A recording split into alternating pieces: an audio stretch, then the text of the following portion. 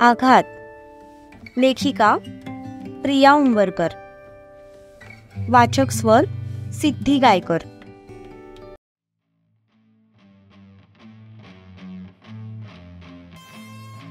ती तशीच वॉशरूमला गेली, कारण तिला स्वतःला शांत करायचं होतं. वॉशरूमच्या आरशात जेव्हा तिने स्वतःचे ओठ पाहिले तेव्हा तिचा राग अजूनच वाढला, कारण तिचा खालचा ओठ किंचित लाल झाला होता. जंगली कुठला, मूर्खाला साधं किस पण करता येत नाही. याला खरं तर ट्रेनिंगची गरज आहे.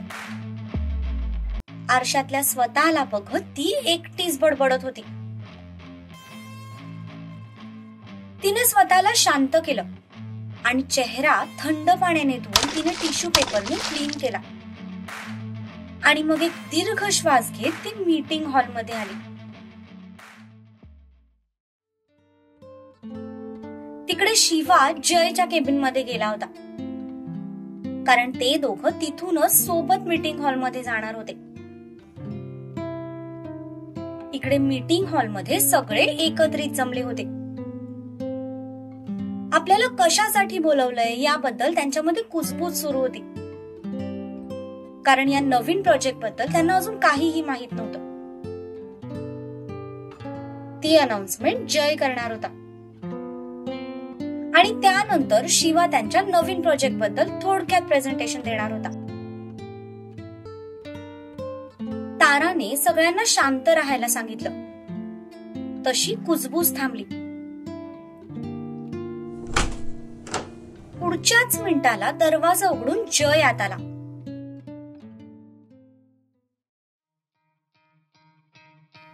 आणि त्याच्या सोबत शिवा पण आत आला. परंतु जशी शिवाची एंट्री झाली तशा हॉल मधल्या मुली तोंड उघड ठेवून त्याच्याकडे बघू लागल्या. पाटलांचा स्वॅगच असा होता की बघणारा बघत राहायचा. त्याची ती चालण्याची लकब सगळ्यांचं लक्ष वेधून घ्यायला पुरेशी होती. पण तिथल्या मुलींना शिवाकडे अशा नजरेने बघताना बघून इकडे तारा मॅडमचा पारा हळूहळू वरती चढू लागला. इडियट, सगळीकडे शायनिंग मारणं गरजेचं आहे का? फुकटचा ऍटिट्यूड दाखवायचा, जेणेकरून समोरचा आपल्यावर इम्प्रेस झालाच पाहिजे. ती शिवाला मनातल्या मनात शिव्या घालत होती, पण बिचारीला हे माहित नव्हतं की तो कितीही सिंपल कपड्यात बाहेर गेला तरी सगळ्यांची हीच रिॲक्शन असणार होती. आफ्टर ऑल पाटलांचा ऍटिट्यूडच तसा होता. शिवा जोपर्यंत समोर येत नव्हता तोपर्यंत सगळ्यांच्या नजरा त्याच्यावरच रोखलेल्या होत्या. त्याच्यासाठी या सगळ्या गोष्टी अगदी नॉर्मल होत्या, कारण त्याला अशा अटेन्शनची सवय होती. तो समोर आला आणि त्याने ब्लेझरचं बटन ओपन करून दोन्ही खिशात हात टाकले. पण त्याच्या या कृतीने कित्येक मुलींच्या हृदयाच्या गारा तारा छेडल्या गेल्या. हॅलो एव्हरीवन, जय म्हणाला. तेव्हा कुठे सगळे भानावर आले आणि आता जयकडे बघू लागले. आय नो, तुमच्या मनात सध्या प्रश्न असतील की तुम्हा सगळ्यांना इथे का बोलवलंय. तर जास्त सस्पेन्स न ठेवता मी एक आनंदाची बातमी तुम्हाला सांगणार आहे.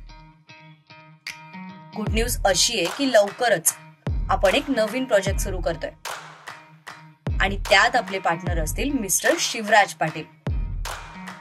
जयने थोडक्यात इंट्रोडक्शन दिलं.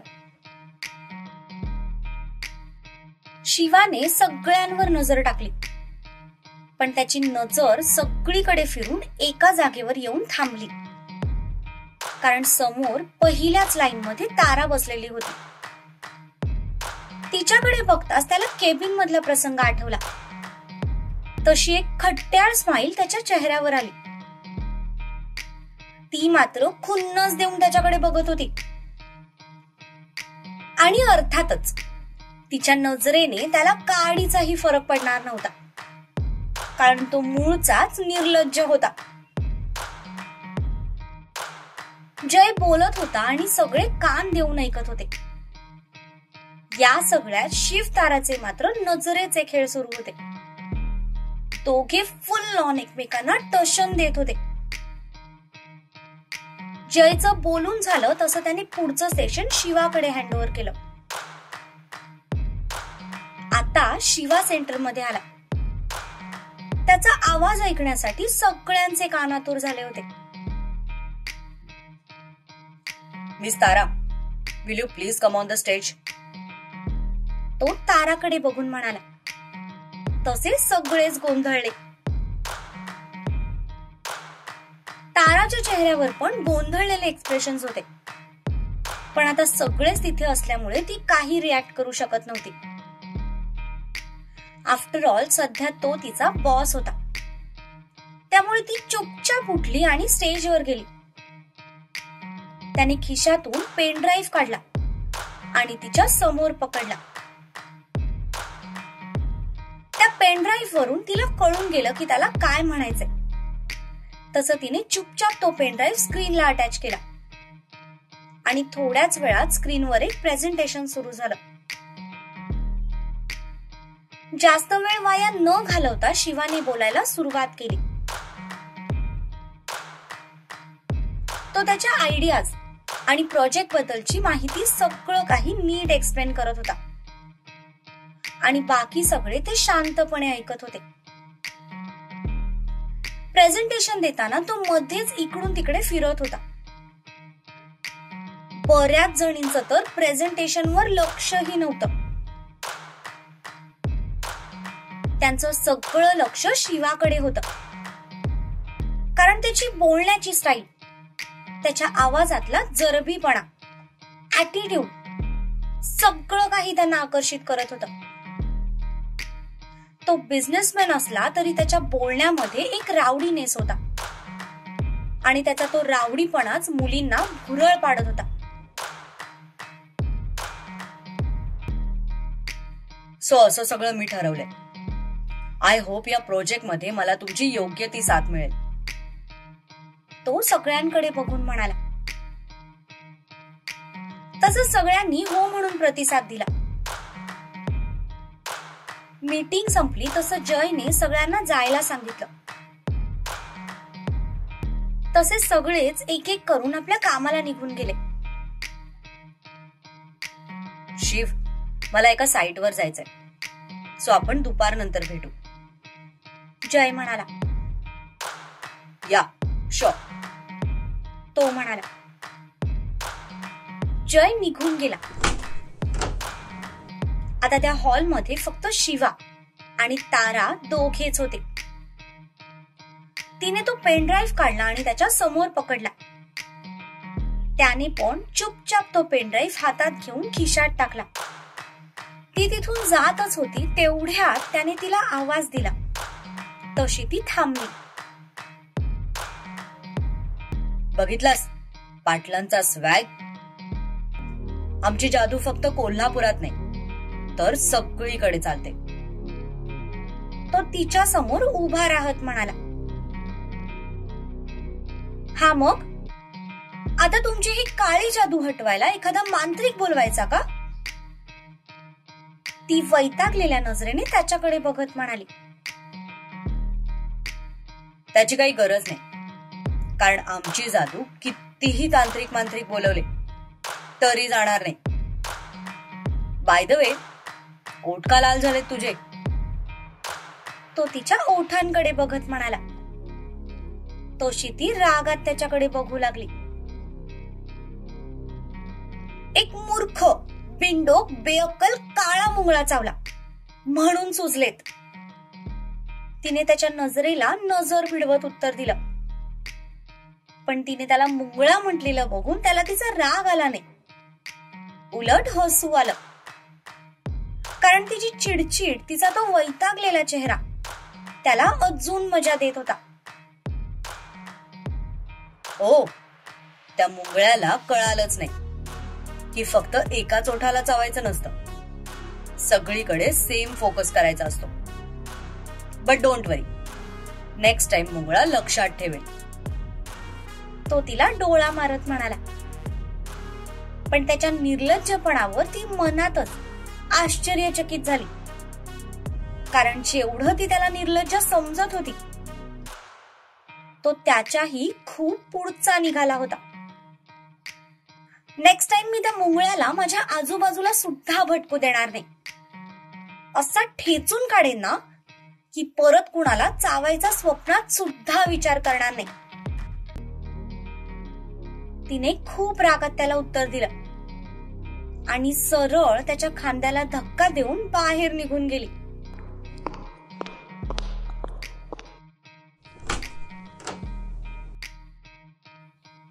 आता हा मुंगळा तुला असा चावणार ना की तुला त्याच्या चावण्याची सवय होईल. तो पाठीमागे वळून बघत म्हणाला आणि स्वतःशीच गालात हसला.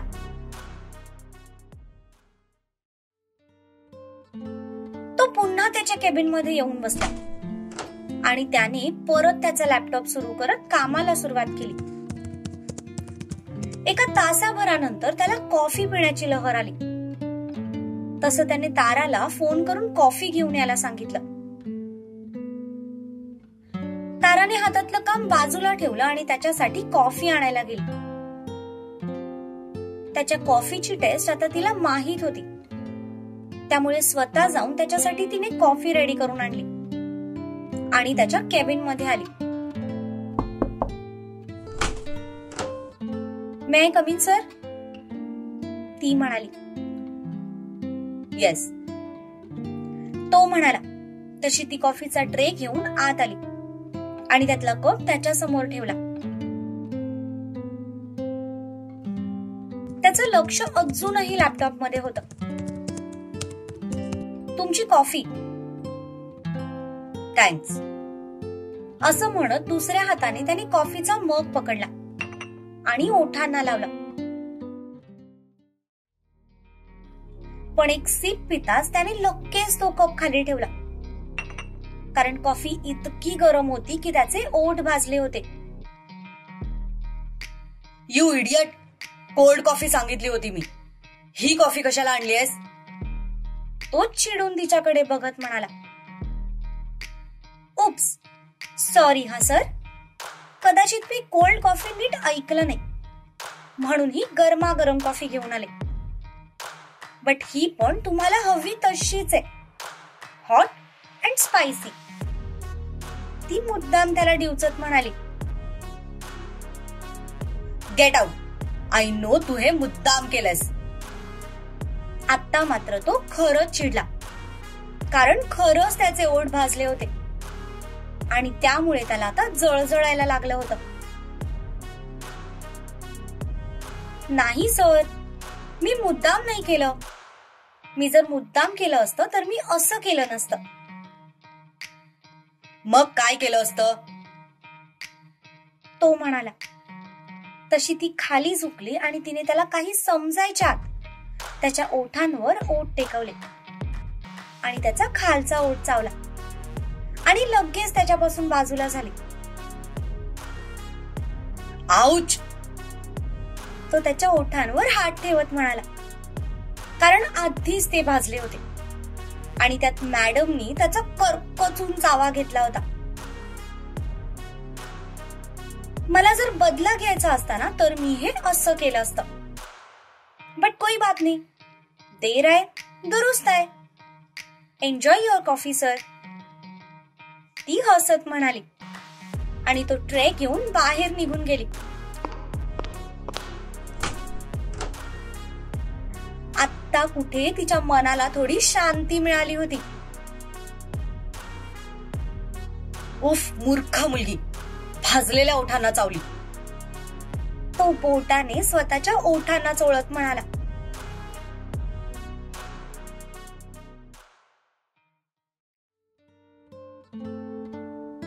इकडे सत्यजित त्याच्या कामात बिझी होता. तितक्यात त्याचा मोबाईल वाजला.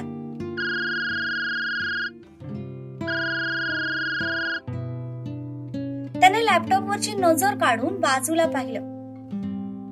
अजयचा फोन बघून त्याच्या कपाळावर किंचित आट्या उमटल्या. त्याने एक सुस्कारा सोडला आणि फोन उचलत कानाला लावला. हॅलो, सत्यजित म्हणाला. बिझी आहेस? पलीकडून अजयचा शांत पण तितकाच निर्विकार आवाज आला. नाही, बोल.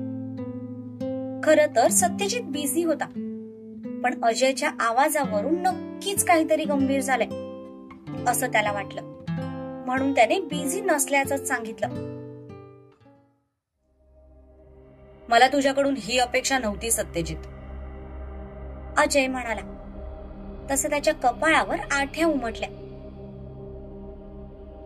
जे काही बोलायचंय ते स्पष्ट बोल, सत्यजित शांत आवाजात म्हणाला. अजयने एक श्वास घेतला आणि सगळं सांगायला सुरुवात केली. पण जसं त्याने शिवाबद्दल सांगितलं तसं सत्यजितने डोक्याला हात लावला. कारण शिवाने इतक्या लवकर सगळं खरं सांगितलंय हे तर त्याला माहीतच नव्हतं. सत्यजितने जे त्याला करायला सांगितलं होतं ते न करता शिवाने स्वतःचं डोकं चालवलं होतं. त्यामुळे आता सत्यजितने पण डोक्याला हात लावला होता. हा मुलगा कधी सुधारणार आहे? खरं बोलायची पण एक योग्य वेळ असते हे त्याला कधी कळणार आहे? पहिल्याच दिवशी तिच्या घरी जाऊन असा बॉम्ब फोडला तर कुठल्या मुलीच्या घरचे तयार होतील? आता तो मनातच शिवावर चिडला. मला माझ्या बहिणीचं सुख हवं होतं म्हणून मी या लग्नासाठी तयार झालो होतो. पण जर तू माझ्या बहिणीला ढाल करून स्वतःच्या कुटुंबाची रक्षा करणार असशील ना तर ते मी होऊ देणार नाही. हे लग्न मी होऊ देणार नाही. तुझ्या भावाला परत बोलवून घे आणि तिकडे कुठलीही मुलगी बघून त्याचं लग्न करून टाक. अजय संतापून म्हणाला. अजय, तू आधी शांत हो. तुझं चिडणं मी नक्कीच समजू शकतो. इनफॅक्ट तुझ्या जागी जरी मी असतो तरी मी तुझ्या सारखाच विचार केला असता. बट एक सांगू, इथे प्रश्न फक्त माझ्या कुटुंबाच्या रक्षणाचा नाही तर दोघांच्या आयुष्याचा सुद्धा आहे. तुला माहित नसेल पण मला माहितीये की ते दोघे एकमेकांवर प्रेम करू लागले. बट अजून त्या गोष्टीची जाणीव त्यांना स्वतःलाच झाली नाहीये. संकट कुणाच्या आयुष्यात नसतात रे, पण म्हणून त्या संकटापासून दूर पळणं हा त्यावरचा उपाय असतो का? आता तू पोलीस फोर्स मध्येस. क्रिमिनलला पकडताना तू कधी स्वतःच्या कुटुंबाचा किंवा स्वतःचा विचार करतोस का? तुझ्या समोर फक्त एकच ध्येय असतं की क्रिमिनलला पकडणं. मग त्यात तुझा स्वतःचा स्वार्थ असतो का? नाही, तू ते करतोस कारण ते तुझं कर्तव्य आहे. सत्यजित म्हणाला. तसा अजय थोडा शांत झाला. तू दोन वेगवेगळ्या गोष्टींना एकत्र करायला बघू नकोस, अजय म्हणाला. अजिबात नाही. मी कुठल्याही गोष्टींना एकत्र करत नाहीये. शिवाची बुद्धी थोडी अल्लड आहे. कदाचित त्याला त्याची बाजू व्यवस्थित समजावून सांगता आली नसेल म्हणून तुमचे गैरसमज झाले. पण त्याचा हेतू वाईट नव्हता. तू विचार कर की हे सगळं तो तुमच्यापासून लपवून सुद्धा ठेवू शकत होता. पण त्याने तसं न करता प्रामाणिकपणे तुम्हाला सगळं सांगितलंय. यासाठी त्याने परिणामाची चिंता केली नाही. सत्या म्हणाला. पण हे सगळं समजल्यानंतर आम्ही नाचत नाचत आमच्या ताराचा हात तुझ्या भावाच्या हातात देऊ असं वाटतं का तुला? तिच्या आयुष्याचा प्रश्न आहे सत्यजित. तिला काही झालं म्हणजे? अजय म्हणाला. बरं चल ठीक आहे, मी तुझा नकार एक्सेप्ट करतो. पण मग एक गोष्ट मला खात्रीने सांग की जर तिचं शिवासोबत लग्न झालं नाही तर आयुष्यात तिच्यावर कधी कुठलं संकट येणार नाही का?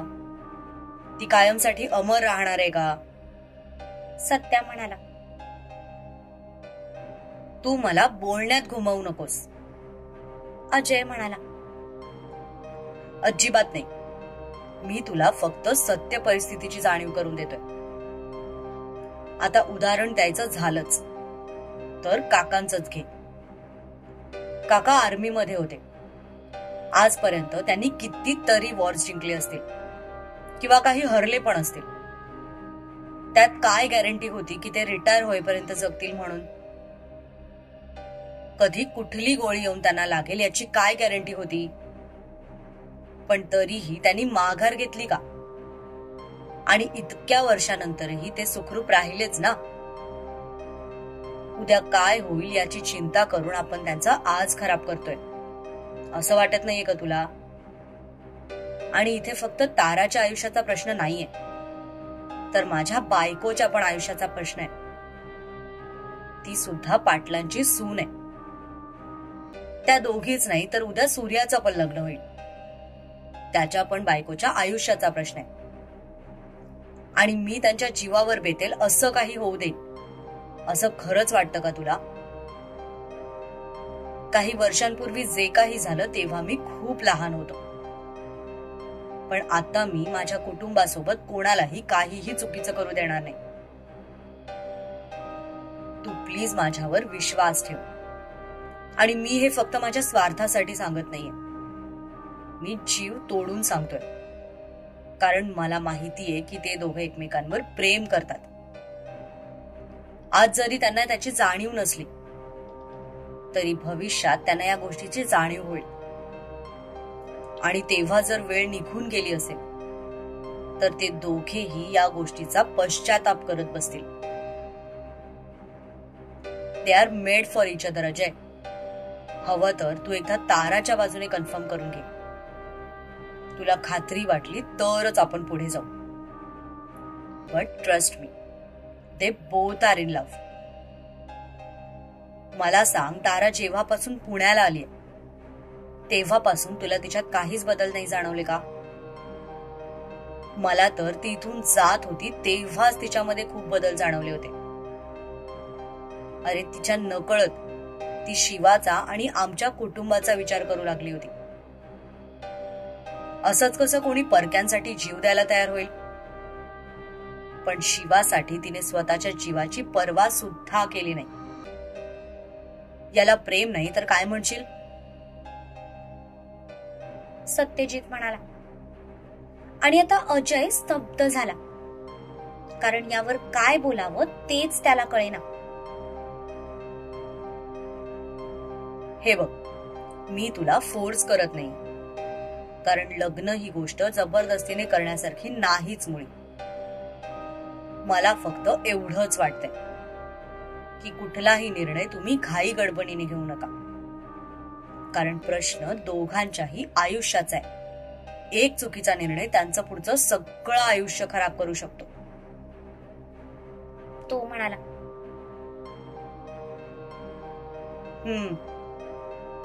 अजय फक्त एवढंच म्हणाला. तारा खरंच फायटर आहे, म्हणून मी तिला शिवासाठी पसंत केलं होतं. शिवाला तर तुम्ही आधीच भेटलेले आहात. मला सांगा, हे सगळं जर त्याने सांगितलं नसतं तर तुम्ही हसत हसत या लग्नाला तयार झाला असतात, हो ना? सत्याने विचारलं. तो सगळ्यांना घरी आवडला होता,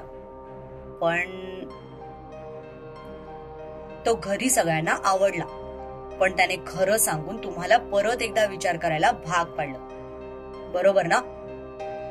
त्याने विचारलं. हो, अजय म्हणाला.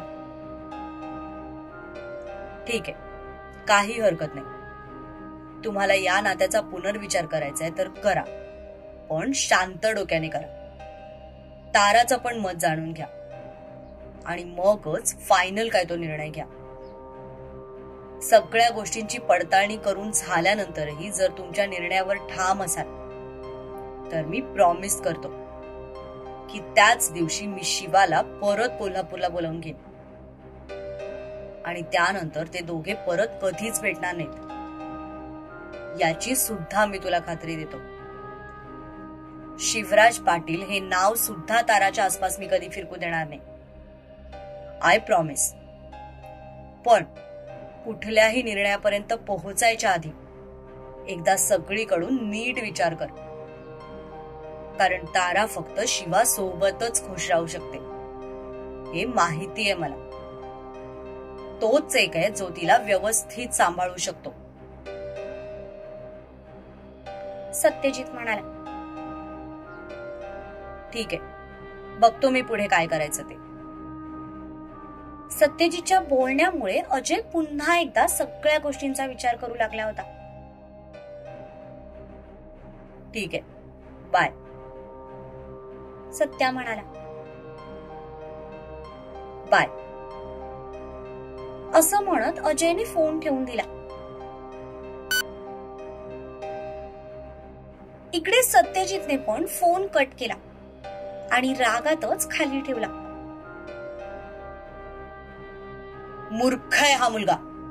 कारण स्वतः करतो आणि सगळं मला निस्तरावं लागतं.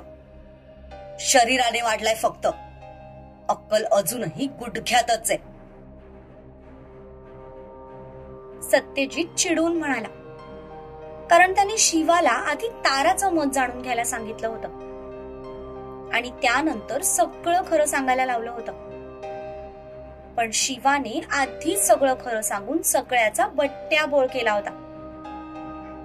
त्यामुळे आता तो चिडला होता.